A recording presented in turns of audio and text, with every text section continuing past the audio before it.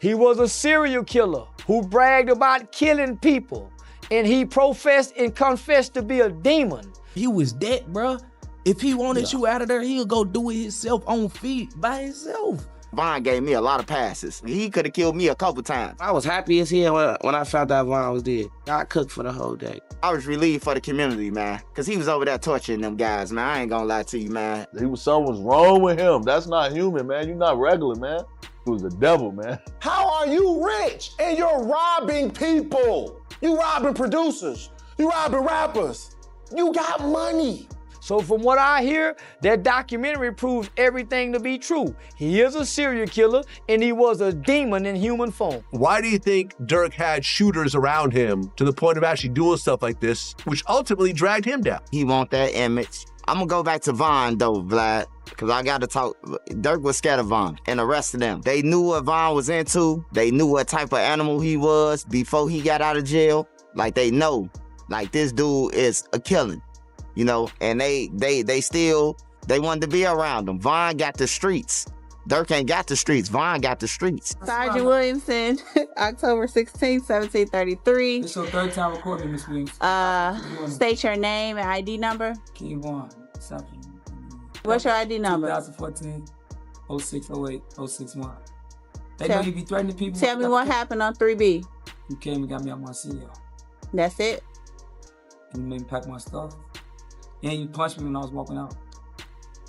Would you like to press charges? Oh, you? Would you like to press charges on the person you were fighting? You the only one that hit me. 3, 2, 1, action. Go ahead, foul hard. You my son, I'm your pig. Yeah, that was it. Why Chief Keef never said anything in terms of like rest in peace to Von or anything like that? It was close. Keef always been a little stubborn, motherfucker, you know? Especially like when he got the money, he got more stubborn. Life ain't shit without females. I wouldn't even be buying this shit. All this shit for girls and shit. Put on all this designer shit, all this jewelry to look nice, you know what I'm saying? For the bitches. Almost 3 years after his death, King Von's name still sends chills through the rap world. His music continues to drop, fans still stream it, and his legacy refuses to fade. But there's more to the story than just beats and lyrics. Behind the music, behind the fame, King Von was a figure shrouded in fear, mystery, and violence. So, what made rappers genuinely scared of him? To understand that, we need to go beyond the headlines and dive into the streets of Chicago, where King Von's story begins and ends in blood, loyalty, and notoriety. The first reason King Von commanded fear was not just him, but the people he rolled with. You've probably heard the saying, "You are the sum of the 5 people you hang around with." King Von's circle was deadly. Some of his associates were well known in hip-hop. Others became infamous only after their deaths. Among them, his closest friend, James Johnson, better known as T-Roy, stood out. Standing just 5'1", T-Roy was anything but small in reputation. He was a feared shooter for the Black Disciples O Block, notorious for his cold efficiency and fearless attacks. Even Chief Keef referenced him in multiple tracks, rapping lines like, "T-Roy got a gun that's bigger than him," leaving no doubt that T-Roy was someone you did not want as an enemy. Fellow Chicago rappers described him as a savage and fearless, the kind of man who could strike terror into anyone who crossed him. King Von's ties to people like T-Roy instantly made him a figure to respect or fear. But fear wasn't just about who Von hung with, it was also about what he inherited from them. Ani T-Roy's own story is one of trauma and transformation. Bullied for his short stature growing up, he felt powerless and small. Then came the night that changed everything, the murder of O.D. Perry, a local hero and close friend. T-Roy held him in his arms as he bled out on the streets, hearing his last words, "They got me, bro." Witnessing that violent loss firsthand snapped something inside him. From that night on, T-Roy was determined to avenge O.D. Perry, embarking on a path of relentless aggression. Von wasn't responsible for T-Roy's rise alone, but by aligning with him, he became untouchable to anyone who knew the streets. Fear in Chicago had a name, and that name was King Von. But Von wasn't just powerful by association, he carried a violent streak of his own. While many fans know him for his music, a fewer know about the confirmed murders he was connected to. Gaka Barnes, better known as Kai, FBG Duck, and Alexander Weatherspoon. Even before firearms, Vaughn wasn't afraid to throw hands. Videos surfaced showing him attacking fellow inmates, slipping out of handcuffs, and taking control in ways that left guards baffled. Whether in jail or in the streets, Vaughn's willingness to get physical made him unpredictable and dangerous. And in the world he lived in, that unpredictability was terrifying. Some of Vaughn's most notorious acts only solidified his fearsome reputation. Take Kai, for example, a teenage girl already infamous in the streets for killing O.D. Perry and taunting his allies. Vaughn tracked her down and ended her threat personally, showing he wouldn't let age, gender, or reputation deter him. FBG Duck's death also ties back to Vaughn's influence. Reports surfaced that he may have orchestrated a $50,000 to $100,000 bounty, rewarding his team with custom O-Block chains. And then there was Alexander Weatherspoon, a member of the rival Vice Lord's gang, who survived a shooting that left him robbed of $30,000, his car, and his pride, an attack Vaughn was directly implicated in. Across the board, Vaughn didn't just command loyalty, he enforced it with action, leaving enemies with very real reasons to fear him. Vaughn's reputation extended far beyond the streets and into the rap industry itself.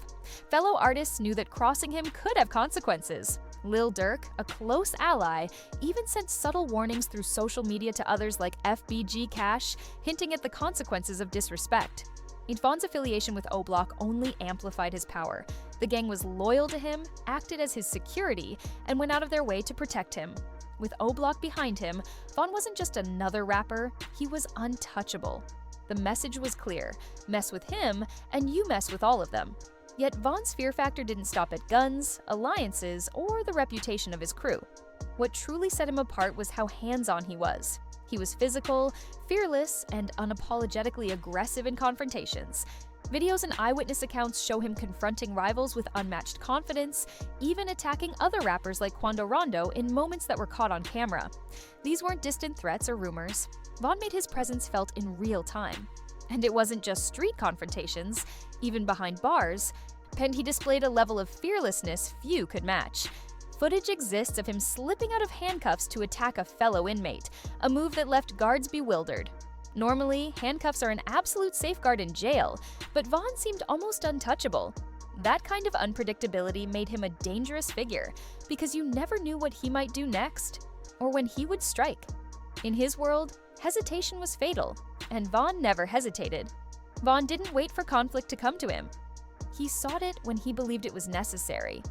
That willingness to act, to personally confront threats, is what separated him from others who were merely figureheads or names on the street. He wasn't just a leader who commanded fear from a distance. He actively participated in the violence and confrontation that surrounded him. That level of engagement ensured that respect and fear went hand in hand with his name.